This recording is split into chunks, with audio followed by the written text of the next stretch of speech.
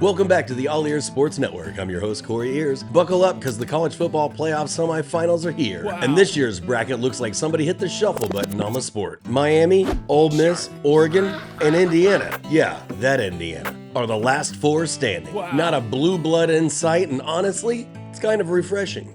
Cheers. We've got two matchups that couldn't be more different. A Fiesta Bowl fist fight between Miami and Ole Miss. Two teams that upset giants to get here. And a Peach Bowl chess match between the Oregon Ducks and the most improbable #1 seed we've ever seen, the Indiana Hoosiers. Let's break down both games and what matters on the field.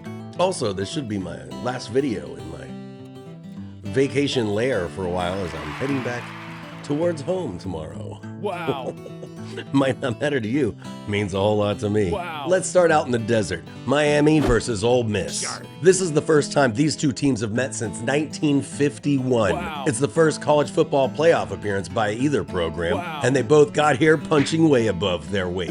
Miami shocked defending champion Ohio State 24-14 behind a dominant offensive line performance, powering a clock-chewing rushing attack, and a defender jumping a screen pass en route to a pick six that was as good a read as I've ever seen. Wow. Ole Miss, meanwhile, is coming off a wild 39-34 revenge victory against SEC champion Georgia. If you remember, Georgia won the first matchup between these two 43-35 for Ole Miss's only loss of the season.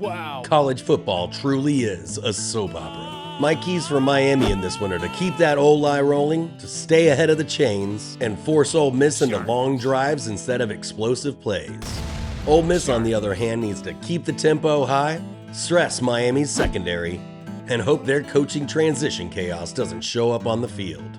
This feels like a fourth quarter game. Miami's physicality versus Ole Miss's explosiveness. Right now, I kind of lean towards Miami by a field goal. But if Ole Miss hits an early deep shot or two, all bets are off. Actually, I think that's what truly defines this game in the end. Ole Miss hits a couple of those explosive plays and advances to the national championship game. My pick, Ole Miss. Now to Atlanta. Oregon versus Indiana. Who makes these matchups first off? Why is this in Atlanta? Oregon is the more familiar playoff brand. They've been here before. But this Ducks team is built differently.